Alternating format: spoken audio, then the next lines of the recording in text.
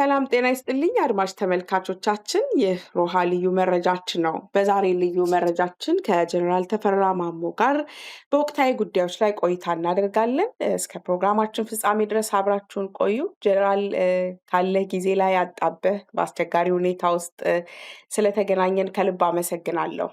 እሺ እኔም ሮሃ ሚዲያ አመሰግናለሁ።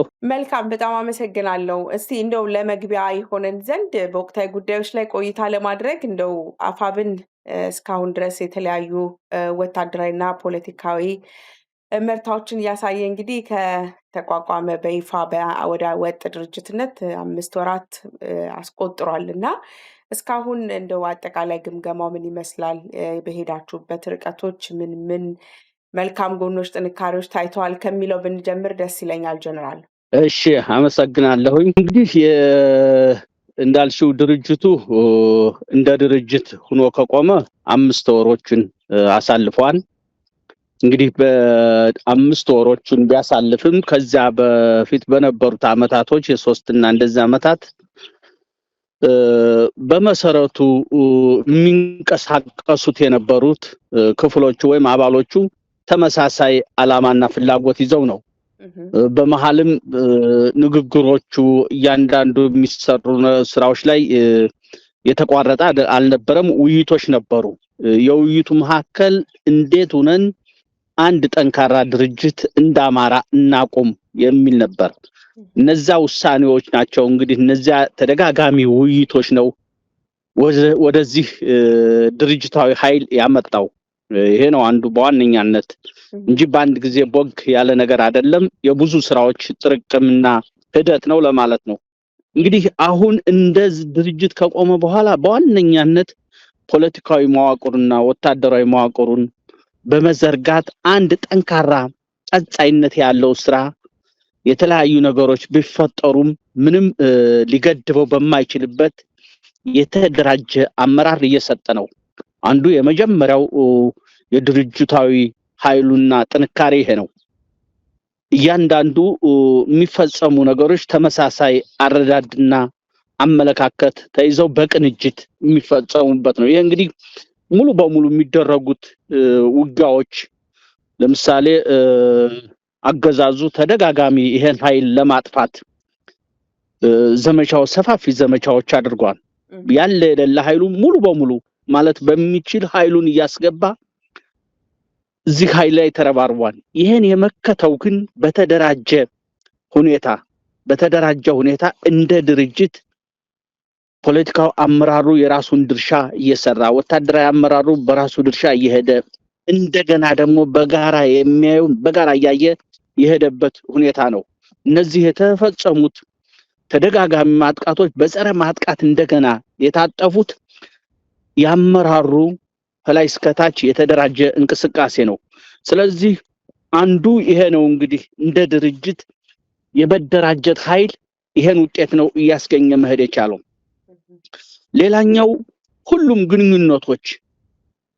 ግንኙነቶች ከተለያየ ኃይሎች ጋር የምናደርጋቸው ግንኙነቶች ድርጅታዊ በሆነ በደንብ ታይተው እንደ መሪ እየታዩ ከአጭር ጊዜ ከረጅም ጊዜ እየተገመገሙ የሄድንበቱ አንዱ ሌሎች ኃይሎችም ከኛ ጋር መገናኘት የሚፈልጉ በምን ጉዳይ ላይ እንደሆነ እንዴት መገናኘት እንዳለበት እኛ የምንፈልጋቸው በዚህ ድርጅታዊ በሆነ አካሄድ ድርጅቱ ከተመሰረተ በኋላ ነው ግልጽ አቋም መያዝ የተቻለውና ስለዚህ እንደ ድርጅት በዋነኛነት ከተመሰረተ በኋላ የበለጠ ሰነዶቹን መነሻ ያደረገ ዓላማውን መነሻ ያደረገ ሁሉም ይሄን መነሻ ተደርጎ ነበር ስራው እየተሰራ ያለው። ወደፊትም በዚህ መንገድ ነው እየሄደ ያለው ለማለት ነው። በጣም አመሰግናለሁ ጀነራል። እንደው አንተ ካነሳው ነገር ልነሳና እንደ አገዛዙ በተለያየ ጊዜ እንግዲህ የአማራ ፋኖ ብሔራዊ ንቅናቄ ከመመስረቱ በፊትም በኋላም የፋኖን ትግል አጠፋለው ሰኔ 30 ሐምሌ 30 እያለ የተለያዩ ቀጠሮችንና የተለያዩ ዘመቻዎችን ያውጃል። ከሰሞኑ እንደሚታወሰው የሰኔ ዘመቻ ተብሎ የተጀመረ ነገር ነበር። እንግዲህ ሰኔም ተጠናቋል። አገዛዙም ያወጀው አዋጅ እንደከሸፈ ወይም እንዳልተሳካ በግልጽ ታይቷል፣ መክሸፉ ማለት ነው። እና እንደው እንደ አንድ ወታደራዊ አመራር ምክንያቱ ምንድነው? አገዛዙ ያለው አቅም ያለው በጀት ይታወቃል። መንግስታዊ መዋቅሩን ተጠቅሞ በተለያየ ሁኔታ በብድርም በሽያጭም በልመናም ገንዘቦችን እያገኘ ድሮንን እየገዛ የተለያየ አቅሙን እያሳየ ነው እንግዲህ እንዲህ አይነት ጥቃቶችንና ዘመቻዎችን የሚያደርገው እና ሊሳካለት ያልተቻለው በምንድን ነው ብለህ ትገመግማለህ? ወታደራዊ ዝግጅት ማነስ ነው? አቅም ማነስ ነው? ምንድን ነው ተብሎ ሊገለጽ የሚችለው? አዎ እንግዲህ ምንድን ነው እንዳልሽው ተደጋጋሚ ሁልጊዜ ዘመቻ ያቅዳንኝ ባለፈውም ከምርጫ ካጠናቀቀ ከተወሰኑ ቀኖች በኋላ ዘመቻ የሚመስል ነገር እንደዚህ ሞክሯንኝ እና መጀመሪያ በመሰረቱ ውጊያን ያህል ትልቅ ነገር መፈጸም የሚችል አቅም የለውም ስርዓቱ። አሁን ይሄ ይጮሃሉ እየተነሱ በየሜዳው ብዙ ነገር ይናገራሉ። ተመልከች፣ እንትናቸው በጣም ገመናቸው ወደር የለውም። የማይሰሩትን ለኢትዮጵያ ሕዝብ ይሄን እንሰራለን ይላሉ። አማካሪም እኮ የላቸውም። ኧረ ተው የማሰሩትን አትናገሩ የሚላቸው አማካሪም የላቸውም። በዙሪያው የተኮለኮለውም ይሄን ግምት አስገብቶ ለምን ማንሰራውን እንናገራለን አይላቸውም። ስለዚህ ከዚህ የተነሳ በእንደዚህ አይነት ንግግር የሚሰሩት ይመስላሉ። ለዘመቻ ተዘጋጅ፣ በየቀኑ ዘመቻ በዚህ ነው እና የመፈጸም አቅም የለውም። ይሄ የሰበሰበው ህዝብ ነው እንጂ ተዋጊ አይደለም። የሰበሰበ ያለው በየጊዜ እያስገደደ እየጋፈፈ የሚደረድረው ወጣቱን ልብስ እያለበሰ ነው የሚደረድረው እንጂ ተዋጊ አይደለም። ተዋጊ ለየት ያለ ነገር ነው የሚጠይቀው። ሁሉም ነገር መጀመሪያ አላማ ሊኖረው ይገባል። ለሚሞትለት ስርዓት አላማ ሊኖረው ይገባል። አላማ የሚባል የለውም። እንኳን ተዋጊው ላይ ያለው የሰበሰቡት ሚኒስተር የሚባለውም ቁሳዊ ሰቀቀኑን ቁሳዊ ፍላጎቱን ሊያሟላ የተኮለኮለ ነው። ያንዳንዳቸውን እነማናቸው ብታያቸው ይሄን ነው። ይሄን አጋጣሚ ለመጠቀም ነው። በዚህ አጋጣሚ አገር ለመዝረፍ የተሰበሰበ ነው እንጂ አላማ የአላማ አለኝ ብሎ ባላማ የተሰበሰበ አይደለም። ተመልከች፣ ምን ዋጋ ሳይከፍል በብርሃን ፍጥረት ነው ይሄ ብልጽግና የሚባል የተሰበሰበ። ምን ታሪክ አለው ብልጽግና? ዝም ብለሽ እያንዳንዱ ስትደረድረው አሳፋሪ ታሪክ ያለው ስብስብ እኮ ነው። በብርሃን ፍጥነት ተሰበሰበ፣ በብርሃን ፍጥነት የሀገሪቱን ሀብት ተቀራመተ። ከዛ በኋላ የተመቻቸች ሀገር ናት በሚል ሌላውን ማየት በማይችልበት የተሰበሰበ ኃይል ነው። ይህ ኃይል ሩጫው ሀብት የሚዘርፍበት እንጂ እንደነዚህ አይነት እውነተኛ አላማ ኑሮት ጦርነት ነው። ጦርነት ሰፊ ዋጋ ይጠይቃል። በጦርነት መግባት ማስተካከል ላመነበት ነገር ዋጋ መክፈል ይጠይቃል። መውረድ መውጣት ይጠይቃል። ዝም ብለህ ተሰባስበህ ከበሮ የምትመታበት አይደለም። ስለዚህ ተደጋጋሚ ያውጃን አይሰራም ደግሞ አያፍርም። በቃ በየጊዜው እንደዚህ እናረጋለን፣ ጊዜ ይቆርጣን፣ በዚህ ጊዜ እንፈጽመዋለን ይላል። በንግግር ጦርነት ሊፈጸም አይችልም። ስለዚህ ምንም ከንግግር ያለፈ ጦርነትን ያህል ትልቅ ነገር መምራት የሚያስችል ያመራር እርሾም የለው ፍላጎትም የለው። ያው የሚተራመሰው ቁሳዊ ሰቀቀኑን ለመሰብሰብ የሚያደርገው ነው። ይሄ ነው በየጊዜው ዳክሮ የሚመለሰው። የዚህ አይነት ጣጣ ስለተነከረበት ነው ለማለት ነው። በጣም አመሰግናለሁ። እንደው ከዚሁ ጋር አያይዤ እንግዲህ እንዲህ አይነት ፕሮጀክቶች እንዲህ አይነት ዘመቻዎች ይታወጃሉ። አንተ ባነሳቸው ምክንያቶች ደግሞ ተመልሰው ይከሽፋሉ።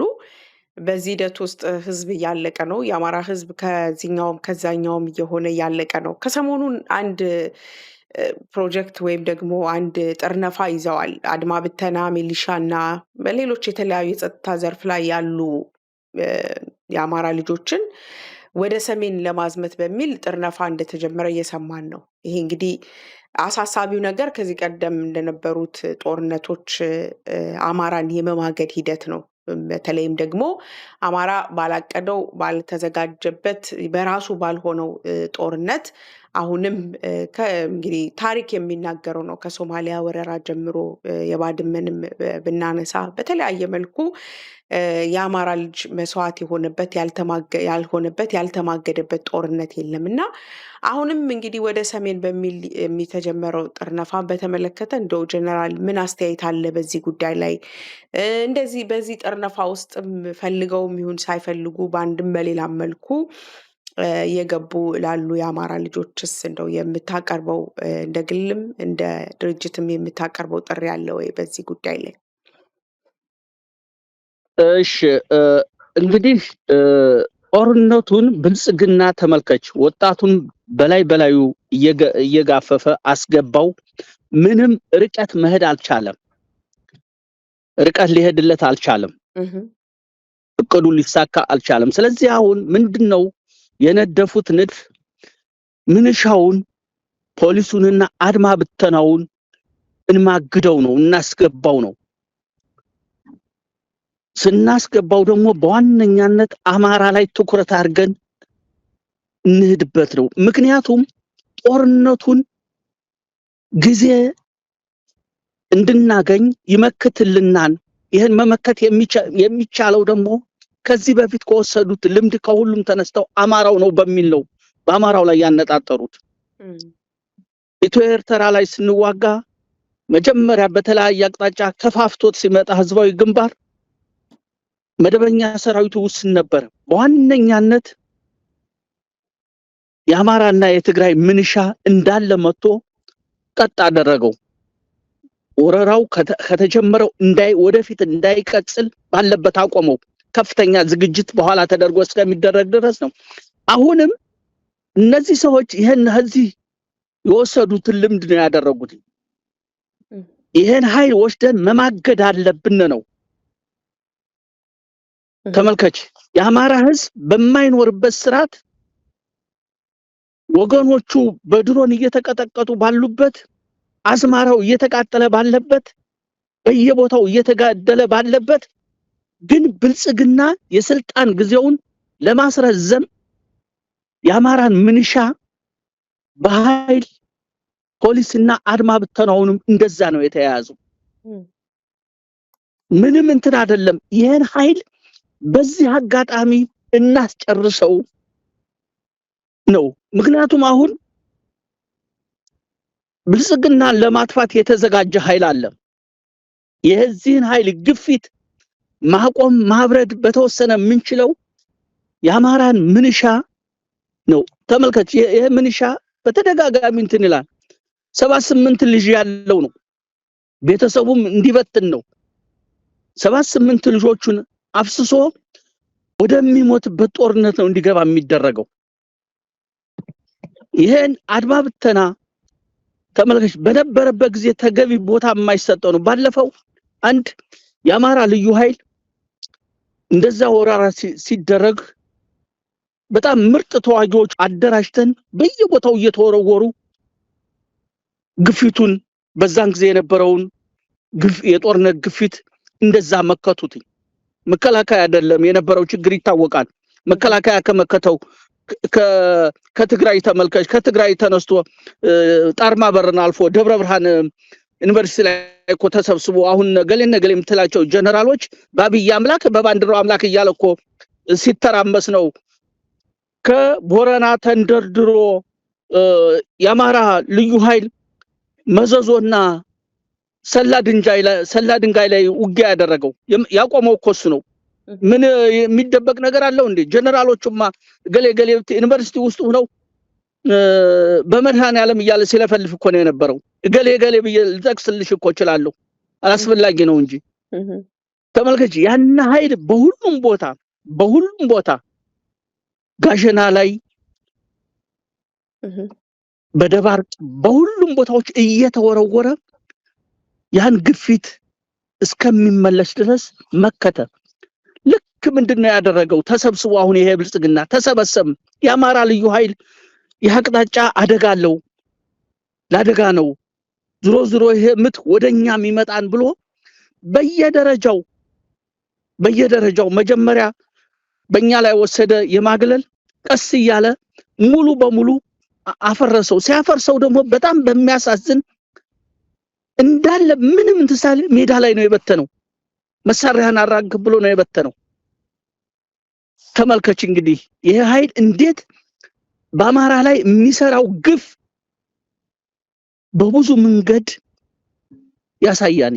አሁን ደግሞ ተመልከች መፍረክረክ ሲጀምር ይሄን ምንም እንትን ያላለ ምንሻ ከርሻው ያፈናቀለ የፖሊሱ መዛ ደንብ ለማስከበር የሚለውን ያድማ ብተናውንም ሰብስቦ ወደ ጦርነት ነው እያፈነ ማስገባት የፈለገው። ከዚህ ነው እንግዲህ ይሄ የሚያሳየው ምን ያህል በተቀናጀ ይሄን ህዝብ የመበቀል በቀጻይነት ምንም እንዳይነሳ የማድረግ አንዱን ካንዱ በዚህ ደረጃ ነው። ስለዚህ ይሄ ሁኔታ ይሄ ኃይል እንግዲህ በተደጋጋሚ አይቶታል። ተደጋጋሚ በእኛ በኩል ጥሪ አድርገናል። ቀደም ሲል ማይተሽ ከሆነ የሚደረግ የምህረት አዋጅ እዚህ ነገር ላይ መትረፍ አለብህ። የመረተው ምርጫ ትክክል አይደለም። የመረጠው ምርጫ የሞት ምርጫ ነው። ከፋኖ ጋር ተባበር ስንል መታገል የፈለገ ነው። መታገል ያልፈለገ ደግሞ በብዙ ምክንያት አልችልም ካለ ደግሞ ህይወቱን ያትርፍ። ህይወቱን ሲያተርፍ በምንድነው? ፋኖ ነፃ ባወጣው መሬት ላይ መጥቶ ወገኖቹ ጋር ይቀመጥ መኖር ይቻል። ምንም አናደርገውም። ጥሪ መዝህ በፊት አድርገን ነበር። ይሄ ኃይል እንጂ በዚህ መንገድ ነው መሄድ ያለበት እንጂ ለተዘጋጀለት የሞት ድግስ እየተገኘ እንደ ቅጠል መርገፍ የለበትም። በዚህ ነው።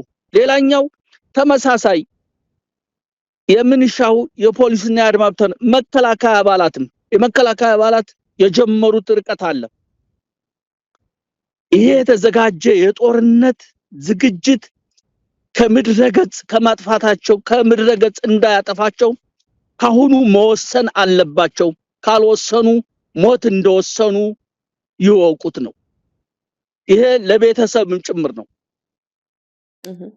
በየጊዜው በየተራራው በየሸጡ ያሞራራት እየሆነ ያለው የኢትዮጵያ አሁን በብልጽግና ያለው ወታደር ነው። ተገቢ ቆስሎኮ ተገቢ ህክምና አይሰጡትም። በሚገርም ሁኔታ ጥለውት ይሄዳሉ እየጮኸ በኢትዮጵያ አምላክ እያለ ቢቸግረው። ይሄ ስርዓት ነው እንግዲህ ይሄን ህዝብ ያስጨረሳል። ይሄ የኢትዮጵያ ህዝብም ይሄን ዝም ማለት አይገባው። ይቁም። ልጆቻችን በየቦታው ማለቁ መቆም አለበት ብሎ ድርሻው መወጣት አለበት። ይሄ ነው የስርዓት ምንም ደንታ የለውም። ቅድም ያነሳሁት ነው። ከየትም ተሰብስቦ የመጣ ቁሳዊ ሰቀቀኑን ለመፍታት የመጣ ስግብግብ የስግብግብ ስብስብ ነው። ስግብግቦች ለዜጋ ደንታ የላቸውም። ስግብግቦች ያገኙትን አጋጣሚ እየተጠቀሙ መጓዝ ነው። ስለዚህ እዚህ ላይ ዋናው እንትናችን አሁንም ይሄ ኃይል ከዚህ በፊት በተደረገ ነገርኛ ምናችንም አይደለም። በተለያየ መንገድ ተደርጓል። ከዚህ በኋላ ግን እየታወቀ ከፍተኛ ዝግጅት እየተደረገ ባለበት መርገፍ የለበትም። ገፈት ቀማሽ መሆን የለበትም። ይሄን መወሰን መቻል አለበት። መወሰን የሚያስችል ሁኔታ ደግሞ አለ። በፋኖ በኩል ማድረግ ያለብንን ሁሉ እናደርጋለን። ይህ ኃይል የትም ገብቶ ጊዜው እስከሚያልፍ ድረስ መቀመጥ የፈለገ ካለ ይቀመጥ። አይታገላለሁ ላለው ደግሞ መታገል መቻል አለበት። ይሄ ነው በዋነኛነት እንደ ድርጅትም እንደ ግልም መልእክታችን ለማለት ነው። በጣም አመሰግናለሁ ጄኔራል። ስለ ጀነራሎች ስታነሳ አንድ ጥያቄ ትዝ አለኝ። በተለይ ያገዛዙ የጦር መኮንኖች በተለይ ስፔሲፊካሊ ደግሞ እነ ብርሃኑ ጁላና አለምሸት ኢትዮጵያ በእርስ በርስ ጦርነት እየደቀቀች ነው፣ ጦርነቱ አድክሞናል፣ እንደ ሀገር ተጎድተናል ያሉ በፊት ለፊት በአደባባይ ሲናገሩ ተሰምተዋል። በጎን ጦርነት ሲያውጁ የከረሙትና በዚህ በኩል አደቀቅናቸው፣ ሰበርናቸው ሲሉ እንዳልነበረ እንዲህ አይነት ግልጽ የሆነ ጦርነቱ ማድቀቁንና እንደ ሀገር እየተጎዳን መሆኑን ሲናገሩ የተሰማበት ሁኔታ አለ። ሰምተኸው ሊሆን ይችላል ጊዜ ካገኘህ። ግን አጠቃላይ ንግግራቸው ይሄ ነው። ግን እንዲህ አይነት ነገር በአንድ ከፍተኛ ወታደራዊ መሪ ሲነገር እንደው አንድምታው ምንድነው ተብሎ ይታያል? በምንድነው ሊገለጽ ምንድነው ተብሎ ሊገለጽ የሚችለው ይሄ ነገር? እሺ እንግዲህ ጦርነቱ እያደረሰ ያለውን ውድመት እንዳልሽው ጀነራሎቹ ሁለቱም ያነሳሻቸው ጀነራሎች አሳምረው ያውቁታል። አሳምረው ማወቅ ብቻ ሳይሆን ጦርነቱ እንደሚቀብራቸው እየተቀጣጠለ ያለው ጦርነት እነሱንም እንደሚቀብራቸው ይረዱታል። ግን ደግሞ እዛ የተኮለኮለው ጀነራል አይደለም፣ እውነተኛ ጀነራል አይደለም። ባላንስ ማስጠበቅ አይችልም። ተመልከች፣ አብይ በደመነፍስ እየሄደ ሲሰነገር አብይ ተደጋጋሚ ያነሳውን አይተሻል። ስለ ቀይ ባህር ያነሳን፣ ስለ ብዙ ያነሳን፣ ታምር እንደሚሰራ ያነሳን። ይሄን አንገታቸውን እየነቀነቁ ደጋፊ መምሰል ነው እንጂ እንደማያደርጉት ያውቁታል። እነሱ ጦርነቱን እንደማያሸንፉት አሁን ሰሜን ላይ እየተቀጣጠለ ያለውን በተለያየ ጦርነት እየተቀጣጠለ ያለውን እንደማያሸንፉ ከነሱ በላይ አሳምረው የሚያውቀደም። ምክንያቱም እነዚህ ሰዎች በጦርነት የገጠማቸውን ጣጣ ያውቁታል። 50 እና 60 ሺህ ጦር ባለበት ነው ከበባ እየገቡ ራሳቸውም ዋጋ የከፈሉትኝ። አልመከቱትም። በደርግ ሲያገለግሉ አይተሻል። ብዙ ነገር ተንትነውታል። ግን ያንን ማበል ማቆም አልቻሉ እንኳን አሁን። ስለዚህ ግን ምንድነው ችግራቸው? ደፍረው ይሄ ነገር አያዋጣንም ማለት አልቻሉ። ስሜታቸውን ህሌናቸው ውስጥ ያለውን በሚያደርጉት ስብሰባ ላይ ይናገሩታል። ከንግግር ያለፈ ግን ይሄ ነገር ርቀት አይወስደንም። የእርስ በርስ ጦርነቱ መፈታት ያለበት ይፈታ፣ መፈታት ባለበት ይፈታ በሚል እንትና አይልም። እየተነሳ ይሄ ሊወረኝ በሚል ከመደስኮር ያለፈ። ስለዚህ ጦርነቱ በእንደዚህ አይነት አገሪቱ እንደዚህ መቃብር ውስጥ አልገባችም። ምንም ልማት የሚባል አንድም እዚህ ቦታ አይባልም። ገበሬው እኮ ማዳበሪያ ለመግዛት ምን እንደገጠመው ይታያል። ይሄ ስርዓት በቃ ምንም መነሻ የሚባል የሌለው ወደ መቃብር እየከተታት ነው። ሲናገር እኮ ለከት የለውም። የሀገሪቱ ሀብት በሙሉ አሟጥጬ እጠቀማለሁ በሚል ነው የሚገልጽ። ስለዚህ እነዚህ ጀነራል መኮንኖች ተመልከች፣ ይሄ ነገር እንደማያዋጣ እያዩት አልፎ አልፎ በሚደረግ ንግግር መልእክት ለማስተላለፍ ይሞክራል። ኃይላቸውን በቅርብ ጊዜ ጀነራል አለምሸት ኢንስፔክሽን ሰርቶ ነበረ።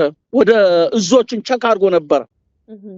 እዞችን ቸክ ሲያደርግ ጦሩ እንደ ጦር ጥገኛ ነው፣ በድሮን ባየር በመድፍ ካልተደገፈ አንዲት ተራራ መያዝ አይችልም ነው በሚል ነው መነጋገሪያ የነበረው።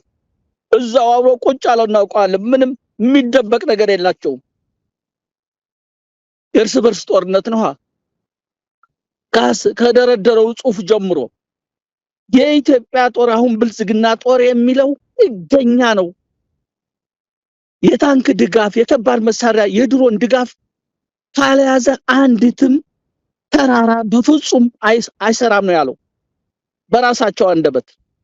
በየጊዜው እየቀነሰ ነው፣ በግማሽ ነው የቀነሰው። በየጊዜው ቁጥሩ የማይናቅ ኃይል ወደ ፋኖ እየገባ ነው። ጦርነቱን በፍጹም አልደገፈውም። ጀነራሎቹ ምንም ተነሳሽነት የላቸውም፣ ሀብት በማጋበስ ነው የተጠመዱት የሚል ትልቅ አጀንዳ ነው የነበረው በውስጡ። ተመልከች እየሆነ ያለው። ስለዚህ በዚህ መንገድ ጦርነት ተዋግተው ማሸነፍ ይቅር መከላከል እንደማይችሉ ከውድቀት እንደማይተርፉ ያውቁታል። ስለዚህ አገሪቱን ይሄ አብይ የሚባል የከተታት ሙሉ በሙሉ ወደ መቀመቅ ነው። ግን ምንም እንትን የለውም። አይኑን አፍጦ ነው፣ አይኑን በጨዋታ ነው መጣ በልጽገናን ይላል ራሱ ብድግ ብሎ። ብልጽግናው አይታያችሁም? ልማቱ ህንጻው አይታያችሁም? ምንም እንትን የለውም። የተገራ አይደለም።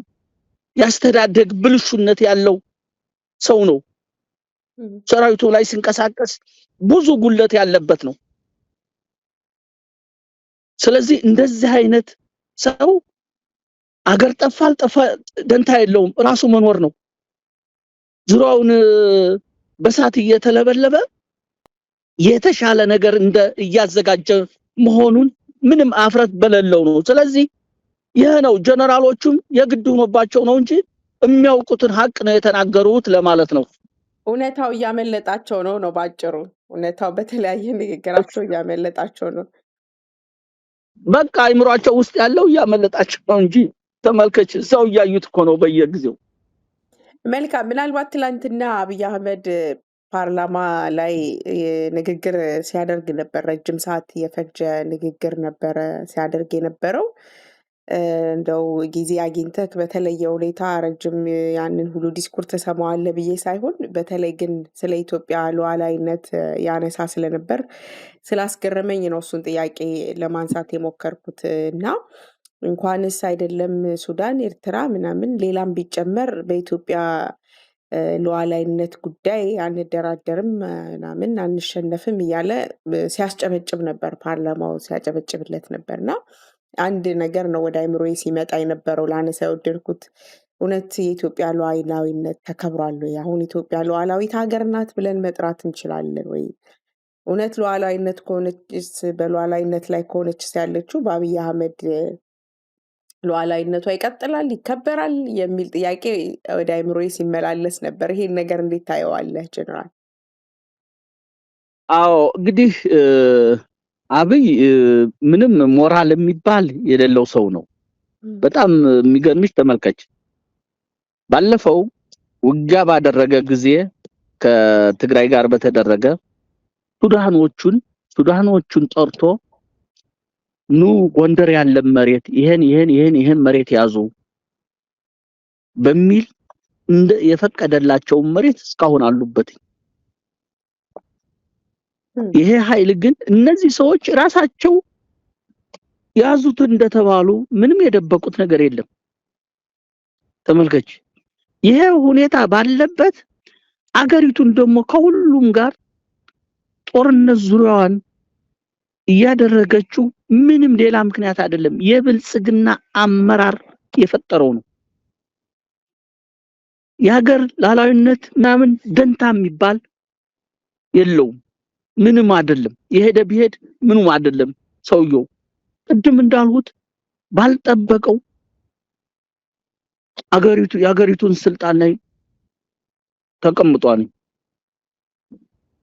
ይሄ ነው የሚያሳስበው እንጂ የኢትዮጵያ ሕዝብ እርስ በርሱ ተላለቀ፣ ተጨፋጨፈ፣ በራብ ሞተ፣ ዳር ደንበሯ በሌላ ተደፈረ፣ ምንም አጀንዳ የለውም። ይሄ ነው እውነታው። የሰውየው እውነታ ይሄ ነው። ለምን የሱዳኖችን ንግግር ለምን አላስተባበለም? ከዛም በላይ የሄደ ነው። ስለዚህ አሁን አገሬ ምናምን የሚለው ተራ ስብከት ነው። ማንም እንደማይሰማው ማንም እንደማያዳምጠው ያውቃል። ሰሚ እንደሌለው ያወቀ ነው እንትን የሚለው። ስለዚህ በዚህ ደረጃ ለማስመሰል ለስብሰባ ግርግር ካልሆነ በስተቀር የኢትዮጵያ ዳር ደንበር የኢትዮጵያ ክብር በአብይ እና በስርዓቱ አይከበርም።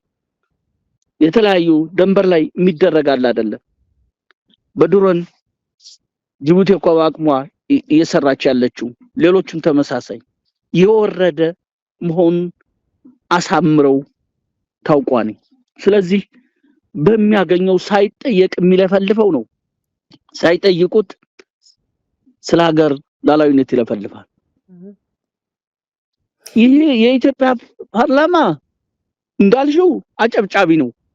ምንም የኢትዮጵያ ፓርላማ አላት ማለት አይቻልም። ተመልከች፣ የሚወሰን ውሳኔ አገሪቱን ጋር የተለያየ አገሮች ጋር ወደ ግጭት ገባች። አንድም ቀን እንትን የላቸውም። አንድም ቀን ለምን የሚል ጥያቄ ያነሳል። ዝም ብሎ ነው በየጊዜው ያጨበጨበ የሚኖር። አጨብጨብ ነው የሚባለው። ከዚህ ፓርላማ ምንም አይጠበቅም። ከዚህ ምን ትጠብቂያለሽ? ገና ከስብስቡ እኮ ነው የሚጀምረው። ስለዚህ በዚህ ውስጥ ያለ ሰው ስለሆነ እንደፈለገ ቢፈነጭ እንደፈለገ ቢናገር ከንግግር ያለፈ ዋጋ የለውም ለማለት ነው። እንትኑ ምን እንደሆነ እንትኑ ያልተከታተሉትም እንዳልሽው ካንቺ ነው የወሰድሁት። ምን ከዚህ ቁም ነገር አገኝበታለሁ ተብሎ የሚደረግ ክትትልም አይኖርም። ፓርላማውም እንደተባለው ተደጋጋሚ የሀገር ጉዳይ አጀንዳው ያልሆነ ስብስብ በዛችሁ በተወሰነች ጊዜ ቆይቶ የሚበተን ነው ለማለት ነው። እንደው ስለ ሱዳን ስለ ኤርትራ ከሉዓላዊነት ጋር ተያይዞ ቢነሳም እዛው ላይም ፍርሃቱን በተለያየ መልኩ ሲገልጸው ነበር ጀነራል። ከተገናኘን አይቀር ስለ ጽምዶ እየተባለ ስለሚነሳ ነገር ሳልጠይቅህ አላልፍምና ጽምዶ የሚለው ቃል እንግዲህ ወደ አደባባይ ከመጣ ጊዜ ጀምሮ አገዛዙ ይደናበራል፣ የተለያየ ትርጉም ይሰጠዋል። ጀነራሎች ብርሃኑ ጁላ ከ1960ዎቹ ጀምሮ ሲታገለን የነበረ ነው ይላሉ። በየቦታው ያሉ ነገሮችን ከጽምዶ ጋር ለማያያዝ የተልዕኮ ያላቸው ቡድኖች ናቸው ይላል። አብይ አህመድም ትላንትና በፓርላማ ውሎ ላይ ሲተባበሩ እኛን ለማጥፋት አገዛዙን ለማጥፋት ነው እንጂ ወደፊት በሌሎች ጉዳይ ላይ ሌላ እንነጋገራለን ነው የሚሉት፣ እኔን ለማጥፋት ነው የሚተባበሩት ይላል። እና ጽምዶ ስለሚባለው ነገር በተለያየ መልኩ እንደ ድርጅት የተናገራችሁት ነገር እንዳለ ሆኖ አጠቃላይ ስለ ጽምዶም ይሁን ስለ ትብብር ትክክለኛ የእናንተ ቁመና ምንድን ነው? የእናንተ አቋምስ ምንድን ነው የሚለው እንደው በአንተ ቢገለጽ መልካም ነው ብዬ ነው።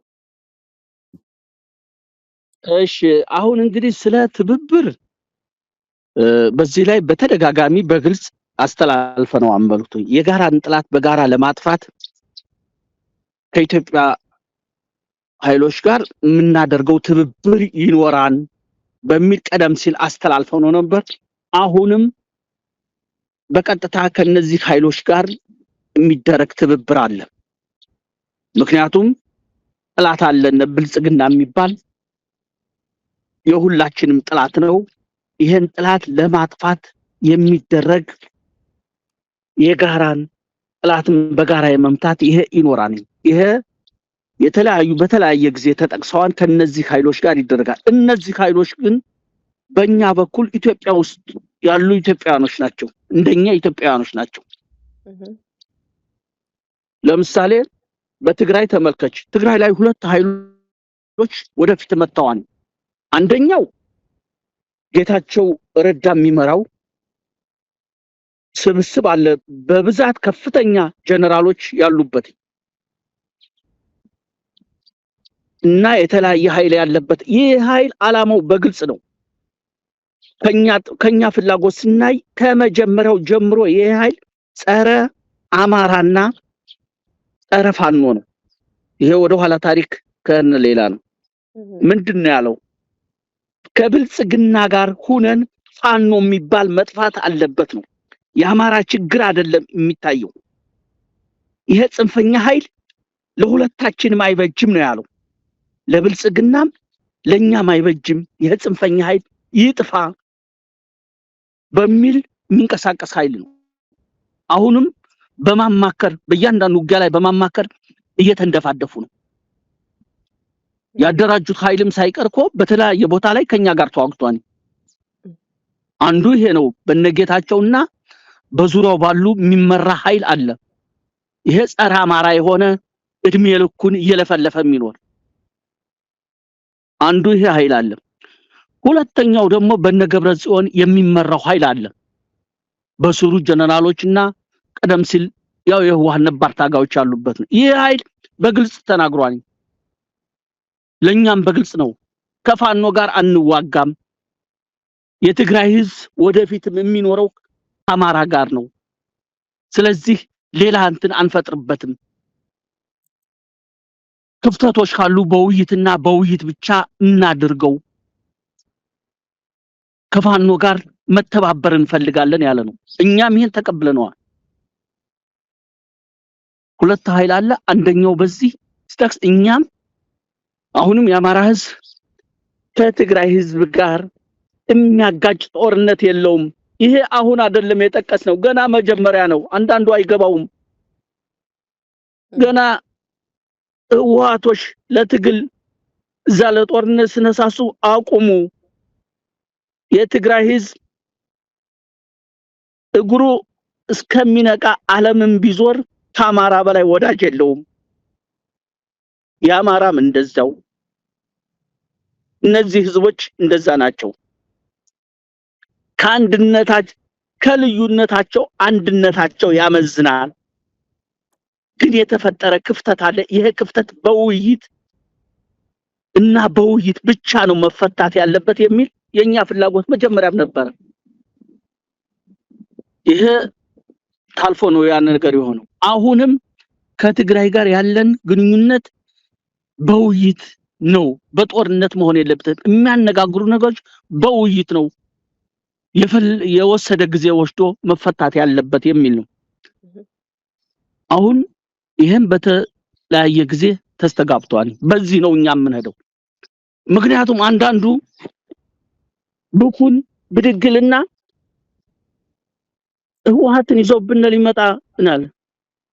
ህወሓት እኛም ብለው አገሩ አይደለም እንዴ? ስለዚህ አገራቸው ነው። እናንተ ጋር መስራት እንፈልጋለን። የባለፈው ጥራሽ አያስፈልግም። በጦርነት በሁለታችን መካከል የለም። ህልውናችን እያጠፋ ያለ ኃይል አለ ነው።